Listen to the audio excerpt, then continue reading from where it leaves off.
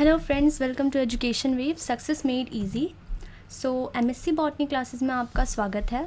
और इन क्लासेस में मैं जो भी एमएससी बॉटनी एंट्रेंस से रिलेटेड जितना भी सिलेबस है, मोस्टली जो हम यहाँ पे कवर करेंगे वो है हमारा ड्यू का सिलेबस, ठीक है, एंड बीएचयू का सिलेबस।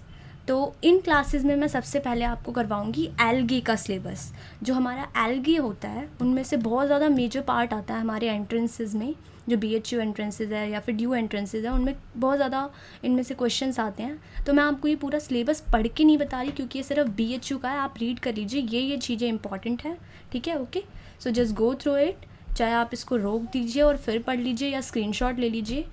आपको भी पता है ये सारा का सारा बीएचयू का है। वॉल्वॉक्स, ईडोगोनियम, ठीक है, वोकेरिया, सैरगैज़म, पॉलीसिफोनिया, नॉस्टॉक, ये सारे के सारे बीएचयू के हैं। और ड्यू का इनके अंदर और भी है, एडिड है। फॉर एग्जांपल क्लोरोफाइसी में कुछ और भी एडिड होगा, बट वो ड्यू का।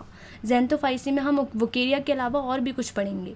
तो ड्यू में भी कुछ ऐसी चीज़ें हैं जो सियानोफाइसी में एडिड है, रोडोफाइसी में एडिड है, फियोफाइसी में एडिड है, ठीक है। तो वो भी कवर करेंगे। बट मैंने बीएचयू का सिलेबस यहाँ पे इसलिए लिखा है क्योंकि बहुत से लोग ऐसा बोलते हैं कि बीएचयू का सिलेबस हमें नहीं पता क्या आता है और कहाँ से आता है। तो मैंने लिख दिया आपको यहाँ पे सिर्फ एल्गे का, क्योंकि इन वीडियोस में मैं आपको एल्गे कवर करके बताऊँगी, ठीक है।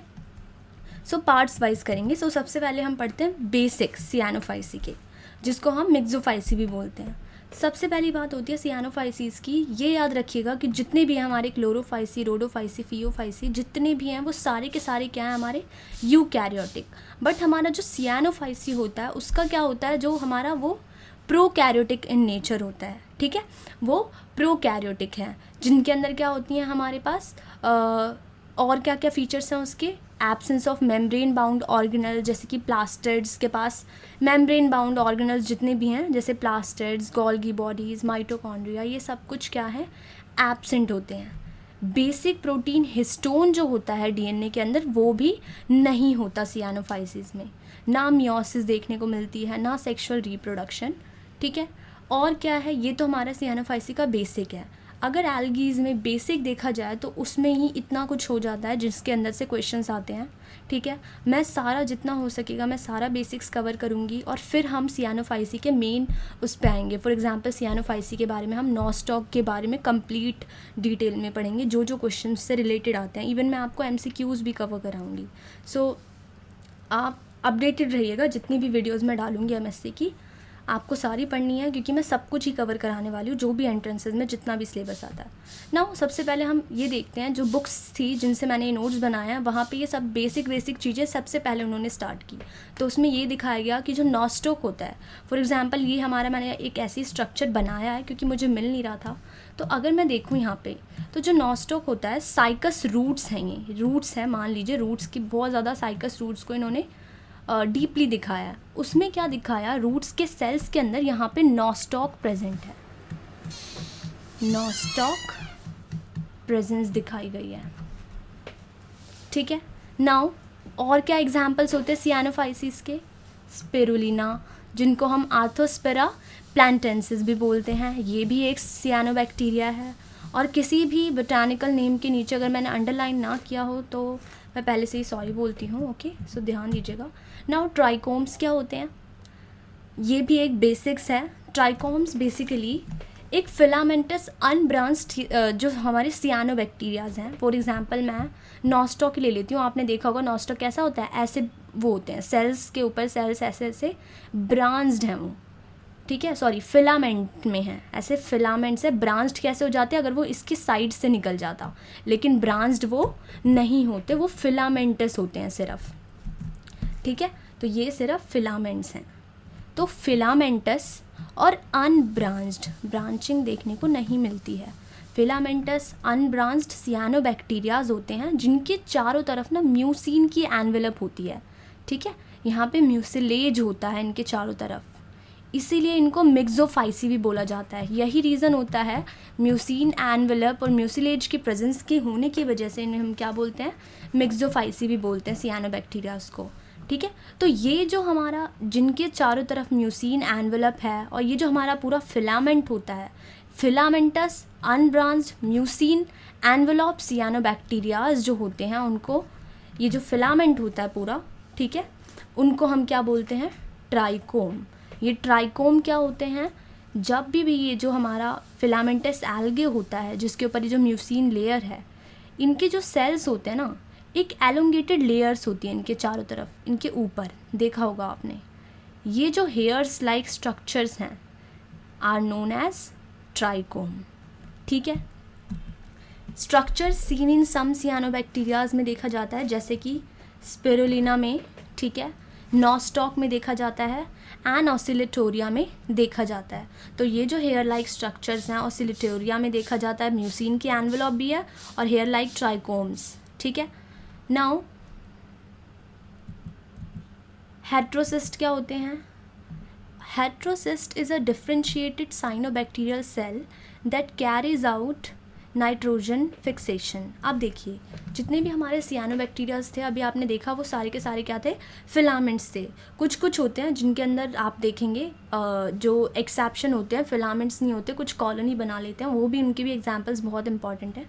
पर सबसे पहले हम ये देखते हैं कि हेट्रोसिस्ट होता क्या है। तो देखिए, ये हमारा सियानोबैक्टीरिया है, ठीक है, नॉस्टॉक है। नॉस्टॉक के चारों तरफ क्या है, वही म्यूसिन एनवेलप है।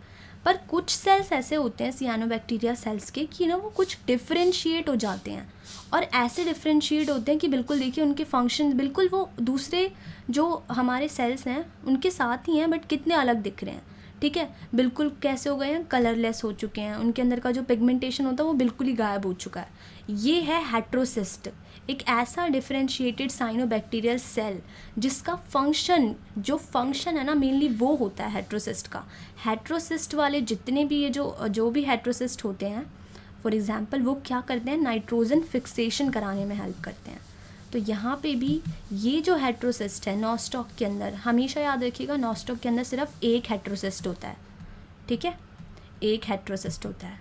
तो यहाँ पे नाइट्रोजन फिक्सेशन में हेल्प करते हैं ये, such as the sites for nitrogen fixation और ऑल्सो अंडर एरोबिक कंडीशंस, और वो भी O2 की प्रेजेंस में कराते हैं। ठीक है, अंडर ऑक्सीजन जो हमारा कंडीशन होता है वो क्या होता है, एरोबिक कंडीशन। तो हमेशा याद रखिएगा जो सियानोबैक्टीरियल सेल्स हैं इनके अंदर जो हेट्रोसिस्ट का फंक्शन होता है वो नाइट्रोजन फिक्सेशन का होता है, और वो भी under aerobic conditions. And structures जो होते हैं सियानोबैक्टीरियाज में किस में देखे गए हैं, नॉस्टॉक और एनाबेना में। ठीक है, और बहुत ज़्यादा इम्पॉर्टेंट जो हमारे एग्ज़ाम्स में पूछा जाता है, ठीक है, वो ये है कि किस में एब्सेंट होता है हेट्रोसिस्ट, ऑसिलेटोरिया में। ठीक है, अभी मैं आपको एग्जांपल दिखाती हूँ। ये देखिए, पीछे भी अगर आप देखेंगे जाके ट्राइकोम्स, जब मैं आपको समझा रही थी कि वो फिलामेंट्स, बिल्कुल फिलामेंटस सियानोबैक्टीरिया जिनके चारों तरफ म्यूसिन होता है, वो क्या होता है, ट्राइकोम होता है। जब हम ये पढ़ रहे थे तो भी देखना आप, उनके अंदर कहीं पे भी हेट्रोसिस्ट नहीं था।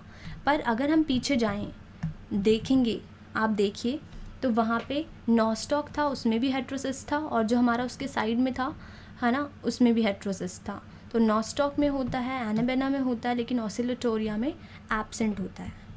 नाउ हेट्रोसिस्ट की इम्पॉर्टेंट एग्जाम्पल्स जो एग्ज़ाम में आते हैं वो ये है कि ट्राइकोम्स, ऐसे ट्राइकोम्स जो फिलामेंटस, हमारे जो अनब्रांच्ड जो हमारे वो हैं सियानोबैक्टीरियल सेल, ऐसे फिलामेंटस ट्राइकोम्स।